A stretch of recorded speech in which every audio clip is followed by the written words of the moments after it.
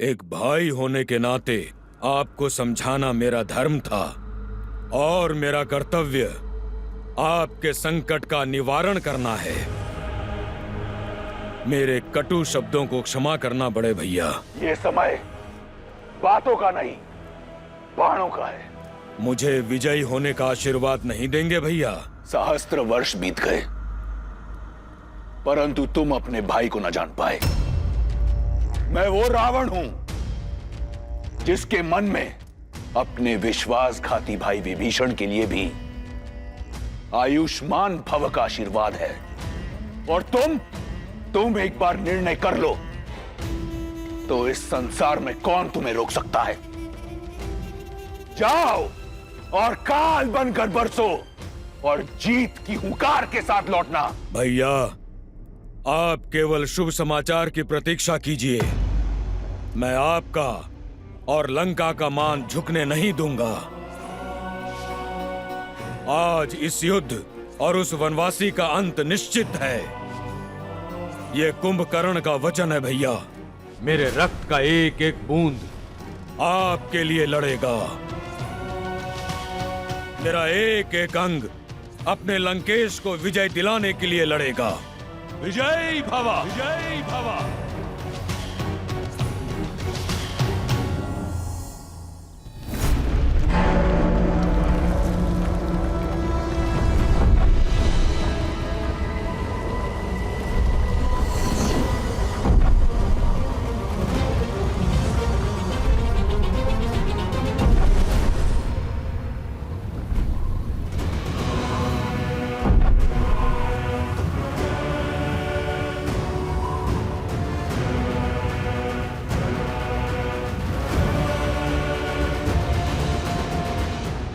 वीर राक्षस कुंभकर्ण की, कुंभकर्ण की, वीर राक्षस कुंभकर्ण की, कुंभकर्ण की, वीर राक्षस कुंभकर्ण की, कुंभकर्ण की, वीर राक्षस कुंभकर्ण की, कुंभकर्ण की।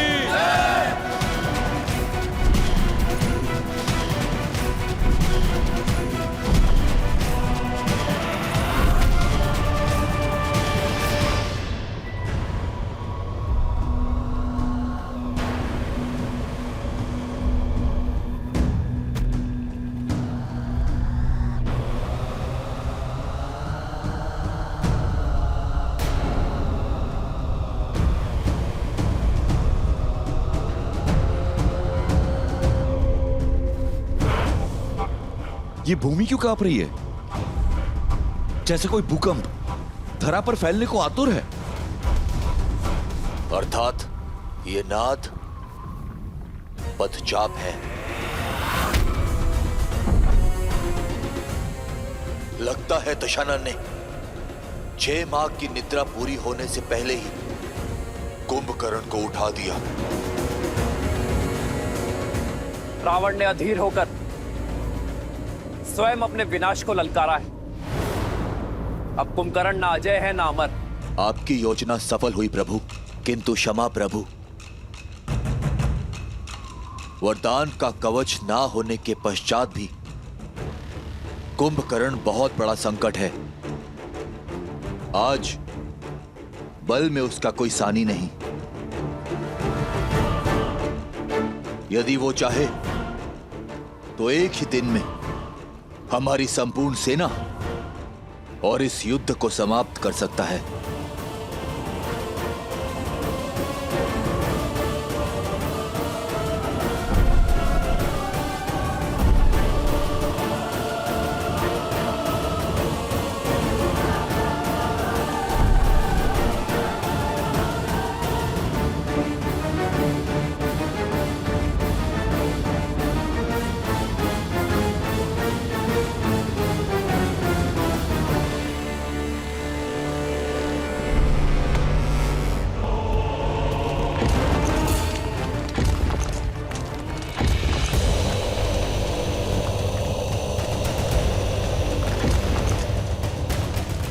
कुंभकर्ण काका समय से पहले जाग गए।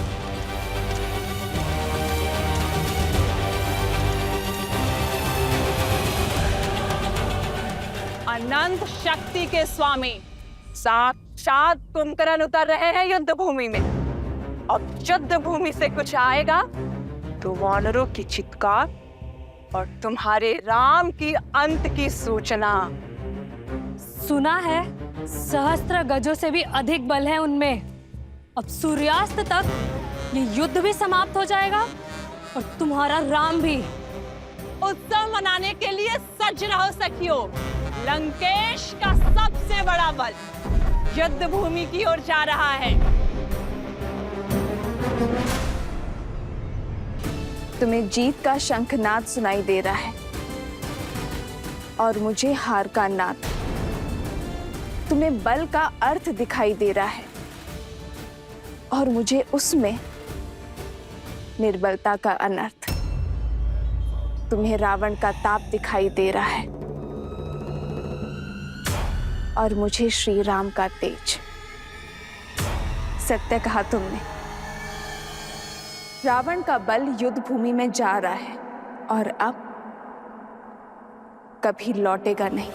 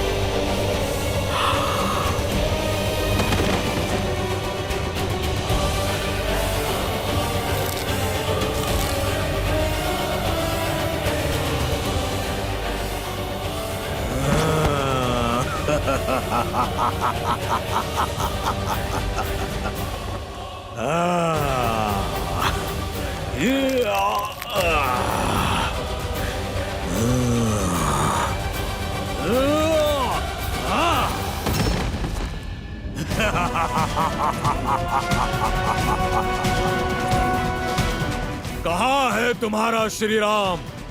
सामने नहीं आया? कोई बात नहीं, तुम सबको मार्ग से हटाकर मैं स्वयं उस तक पहुंचूंगा। बहुत उत्पात मचा लिया वानरों। आज ये कुंभकर्ण तुम्हें नहीं छोड़ेगा। इस युद्ध के साथ तुम्हारा भी अंत कर देगा। वीरों, ये भागने का समय नहीं, युद्ध में भाग लेने का समय है। भागते वो हैं जो कायर होते हैं। हम श्री राम की सेना हैं, साहसी हैं, बलशाली हैं। शत्रु जितना भी विशाल हो, जितना भी भयावह हो, परंतु है अधर्म के साथ ही, और हम श्री राम की सेना धर्म के साथ हैं। इसीलिए बिना डरे आगे बढ़ते रहो, जीत हमारी ही होगी। जय श्री राम! जय श्री राम!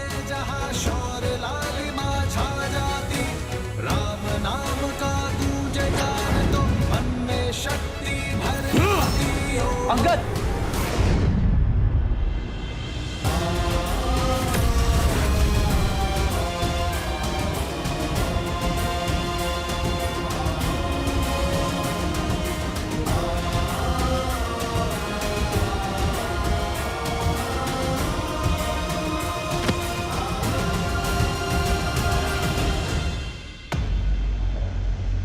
ये जब से आया है हाहाकार मचा रखा है। हम किस क्षण की प्रतीक्षा कर रहे हैं भैया? इसकी निद्रा भी पूरी हुई नहीं है। चलिए हम चलकर इसे सदा सदा के लिए निद्रा दे देते हैं। नहीं प्रभु, कुंभकर्ण मेरा भाई है, मैं इसे भली भांति जानता हूं। ये दशानन के साथ अवश्य है, किंतु इसके मन में कोई पाप नहीं। आप केवल एक बार मुझे इसे समझाने का, इससे बात करने की आज्ञा दीजिए। वो धर्म और अधर्म के बीच का भेद जानता है। भाई के स्नेह में कदाचित आप भूल रहे हैं विभीषण जी। इस समय वो आक्रमण कर रहा है और क्रोध की अग्नि समझ को भस्म कर देती है। ऐसे में यदि उसने आप पर आक्रमण कर दिया तो नहीं, इस समय आपका वहां जाना उचित नहीं है। नहीं लक्ष्मण जी, कुंभकर्ण मुझसे बहुत प्यार करता है, वो मुझे कुछ नहीं करेगा। विभीषण का कथन उचित है लक्ष्मण। इस युद्ध का उद्देश्य अधर्मियों का नहीं, अधर्म का नाश करना है। धर्म के मार्ग पर चलने का अवसर तो घोर अपराधियों को भी मिलता है, इस अबुद्धि को भी एक अवसर अवश्य मिलना चाहिए। जाओ विभीषण, और अपने भाई को धर्म के पावन आंचल में आने का अवसर दो, इससे पहले कि अधिक विलंब हो जाए। उसे अन्याय करने से बचा लो।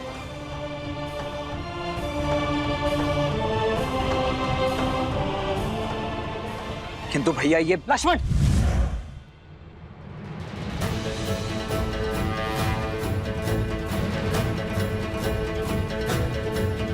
आक्रोश जोश क्रोध का ये क्षण है प्रतिशोध का, ललकार और पुकार का ये क्षण है अति विरोध का। विभीषण को अपना कार्य करने दो लक्ष्मण, हमें इन राक्षसों को रोकना है।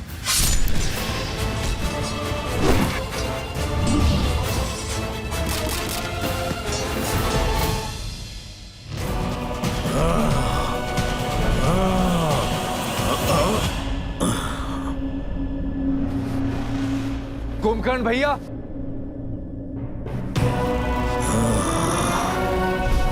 मत छुओ मेरे चरण विभीषण।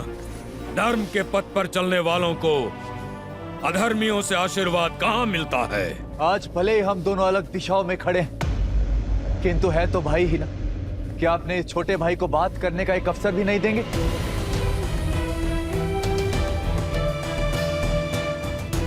भैया,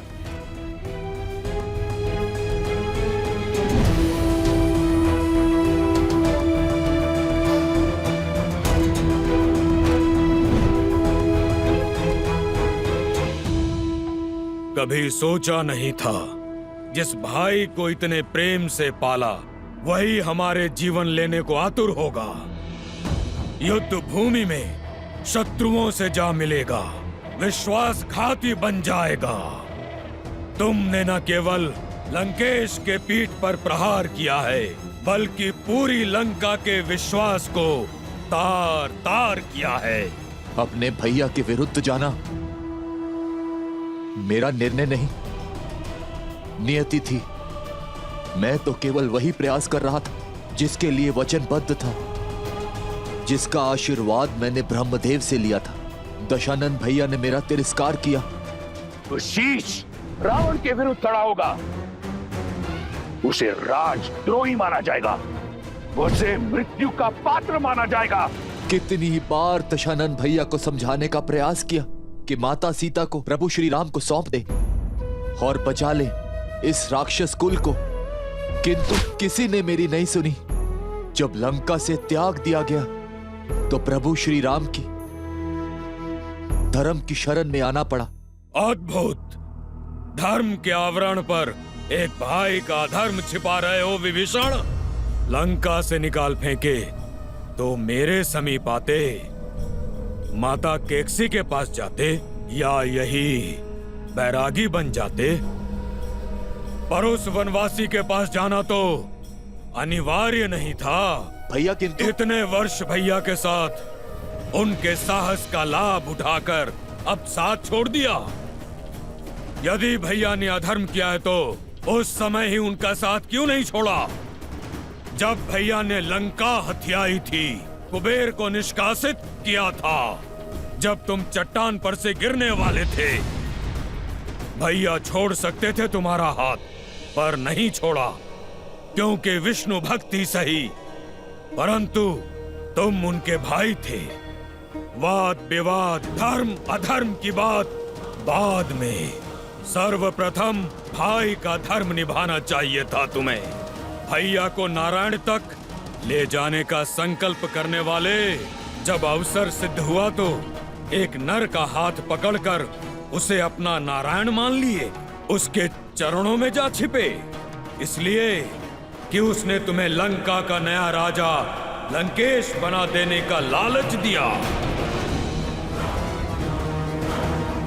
भैया, आप क्रोध में हैं, किंतु भीतर से आप भी जानते हैं कि आपका ये छोटा भाई स्वार्थी नहीं है। परमार्थ के लिए लंका छोड़ी। मैं भी अपने भैया का शुभ चाहता हूं।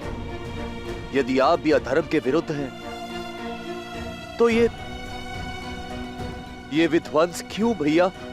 मैं साथ होता तुम्हारे विभीषण, यदि तुमने रावण भैया का विरोध लंका में रहकर किया होता, पर तुम लंका की सीमा पार कर शत्रु से मिल गए, और अब ये विरोध नहीं, विद्रोह है, विश्वासघात है लंका से। और मैं जो कर रहा हूँ वो विध्वंस नहीं, सुरक्षा है, निष्ठा है मेरी अपनी लंका और लंकेश के प्रति। भैया, मेरी बात को समझने का प्रयास कीजिए। आपका ये छोटा भाई धर्म की ओर है, और प्रभु श्री राम साधारण मनुष्य नहीं है, साक्षात नारायण का रूप है।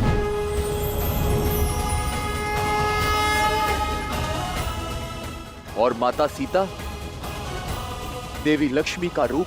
होंगे वो तुम्हारे भगवान, किंतु मेरे भगवान केवल मेरे रावण भैया हैं। कोई अस्तित्व नहीं था हमारा लंकेश के बिना।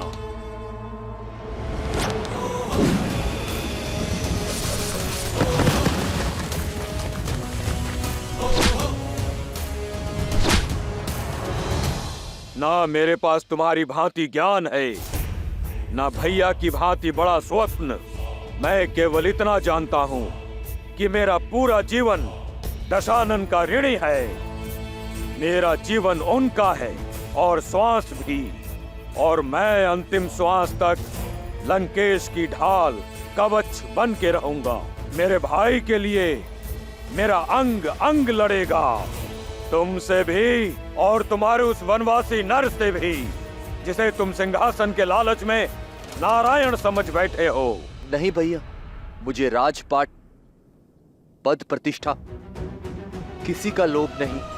चाहे तो ये मुकुट क्या, मेरा जीवन ले लीजिए भैया, किंतु अधर्म का साथ छोड़ धर्म की ओर आ जाइए भैया। इससे दशानन भैया को भी अपनी भूल का आभास हो जाएगा, और वो भी प्रभु श्री राम के शरणागत हो जाएंगे। तीनों लोगों के स्वामी को एक तुच्छ नर के आगे झुकाना चाहते हो तुम? एक भाई तो दूसरे भाई का अभेद कवच होता है, किंतु तुम वो बाण हो जिसने अपने ही भाई के हृदय को भेद दिया। भेदी हो तुम। संसार तुम्हें सदा विश्वासघाती के रूप में स्मरण रखेगा। रावण का भेदी कहेगा, घर का भेदी कहेगा।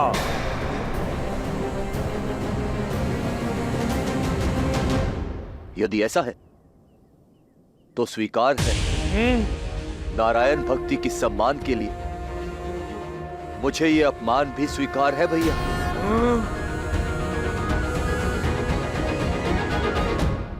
आज तक जिन देवताओं ने हमारे साथ केवल पक्षपात किया है, उनके लिए इतनी भक्ति अद्भुत। कदाचित तुम हम राक्षसों की शक्ति को भूल गए हो भाई। यहाँ हम ही भगवान हैं। जाओ, कह दो अपने स्वामी, अपने राम लक्ष्मण से कि सज्ज हो जाए, क्योंकि आज उनका सामना खरदूषण से नहीं, सर्वशक्तिशाली अजय कुंभकर्ण से हो रहा है। मन करता है तुम्हारे प्राण अभी ले लो, पर तुम दोषी भैया के हो। इस युद्ध के पश्चात तुम्हारा निर्णय वो स्वयं लेंगे। जाओ, चले जाओ विश्वासघाती।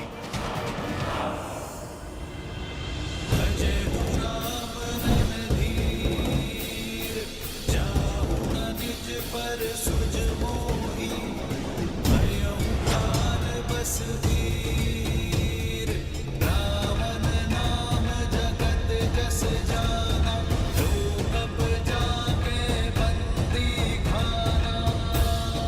तुम जैसे तुच्छ वानर से लड़ना मेरी क्षमता का अपमान है। जय श्री राम।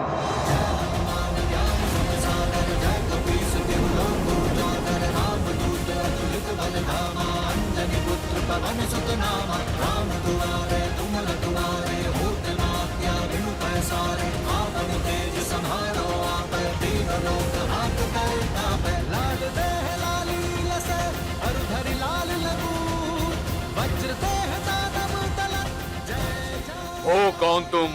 मैं केसरी नंदन पवन पुत्र आंजनेय हनुमान हूँ।